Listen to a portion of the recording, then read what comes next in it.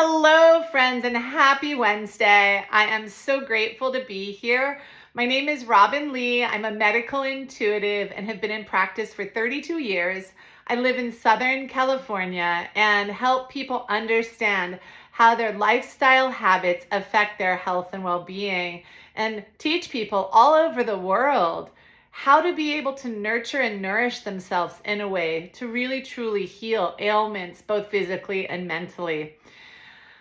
Last week, we talked about a very important point, which leads me to this week. And last week, we were talking about how it's so important if we're having symptoms of not feeling well in our body, whether it's gas, whether it's bloating, whether it's cramping, whatever it happens to be, that we're not dismissing our bodies and saying what's wrong. We want to learn to understand what our bodies are trying to tell us. Our bodies are incredible. Our bodies are very patient with what we have done oftentimes in the past. I don't know about you, but I can speak for myself. I have taken my body for granted many years, and the more that I started learning about the healing process, the more that I started working and helping people heal themselves, myself included, it's really remarkable to be able to be humbled and to be able to be reminded that our body is like a machine. And the more that we learn to care for it properly and listen to it and pay attention to it without taking it for granted, the more youthful and vibrant we're going to feel. So last week we talked about asking a question. If we felt tired, or if we were getting a headache, or we felt off in some way, the questions were being curious, right? So it's what's my body trying to tell me? And how can I support my body? These are very important questions when it comes to learning how to heal your own body. If I'm in a session with someone, I do all of this for them. But in sharing with you, I want you to feel more empowered with your health, because your choices do have a direct impact on how you physically and emotionally feel. We just haven't been taught this. A lot of us haven't been taught how to actually honor our feelings, haven't really been taught that we matter and that our choices matter. We didn't learn that. So this is a new, refreshed idea for a lot of us, and that's an important thing, to have patience with ourselves and be consistent in exploring. Now, the thing we want to remember as we ask questions is it's really critical to create space to hear answers. Most of us are very, very, very busy in lives. There's a lot that takes priority in our life, and it's not sitting quietly.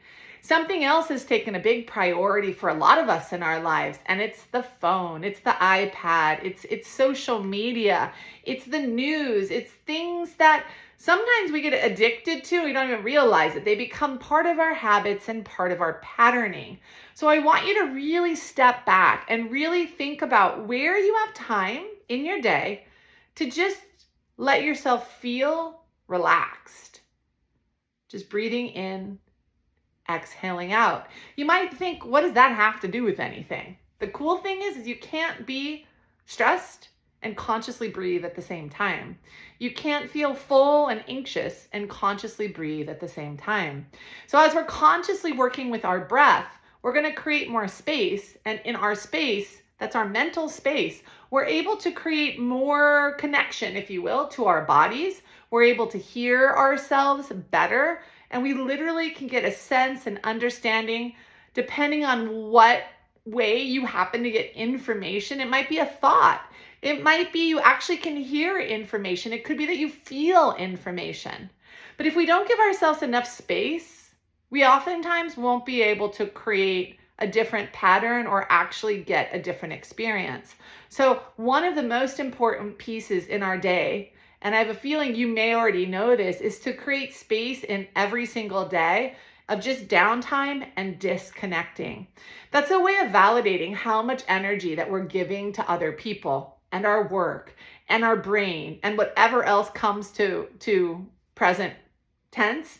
That's a good way of honoring how much we give by saying to ourselves, no matter what I feel in this moment, I know that I've been giving a lot, and I'd like to stop and strengthen my own battery by building my battery up with creating peace for myself in the moment by some conscious breathing.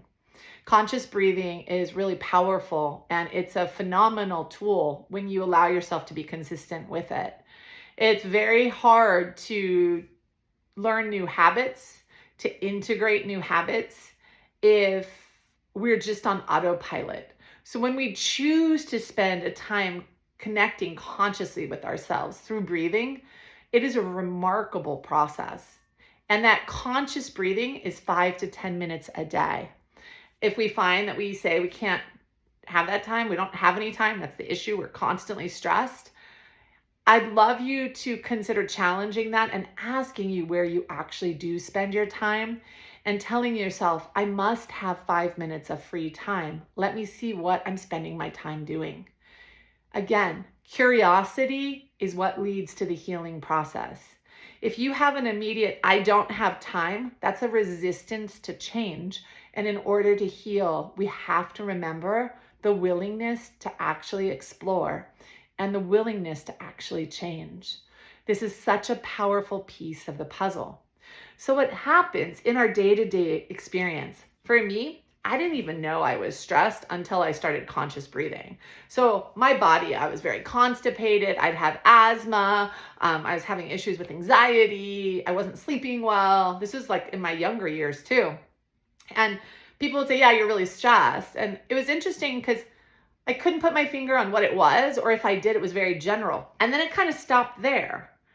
Nobody ever really talked to me about, okay, well, I'm really stressed. Is there a way that I can manage my stress in a more productive way? Are there any changes I can make? Instead of, yeah, it's stress that's causing that. And it's really important to think about this and to be curious with yourself. So what I came to understand is if I would just give myself 5 to 10 minutes a day of just quiet space, where I turned off, at that point I didn't even have a phone, but present day I would turn off my phone or make sure my volume was on like complete silent and allow myself ideally just to have that space, whether it's in my bed before I go out and see my children or my husband, or if it's sitting outside and enjoying nature, whatever the process is, creating space to create peace. Because I don't know about you, but if we wait for the world to give us peace, we're going to have a long time we're waiting, because there's just constant unknown in our life, in our environment, and in our world. Sometimes it's positive the way we experience it. Sometimes it's very stressful and very negative how we experience it. But one thing I know for certain is when we learn to make commitments to what we want to feel and how we want to create whatever the experience is, confidence changes in a positive direction, energy changes in a positive direction, all kinds of things start to change in a positive direction. So I'm going to ask you to spend some quality time with yourself, just 5 to 10 minutes a day of quiet time. If you're not used to doing this, it might be harder than you think. When we work in medical intuition, meaning we work on connecting to the body, we use our own instincts, connect to what's going on in the body, and we're able to communicate to the body.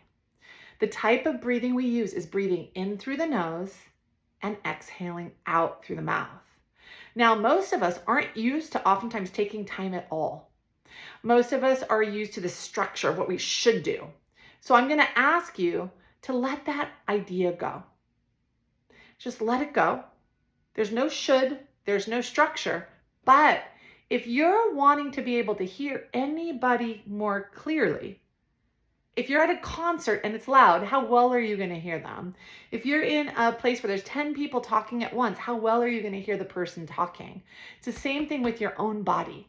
So that's why we want to make sure that we're designing an awareness for ourselves and giving our body the space to remember what quiet sounds like so that it knows that it has a place to actually talk.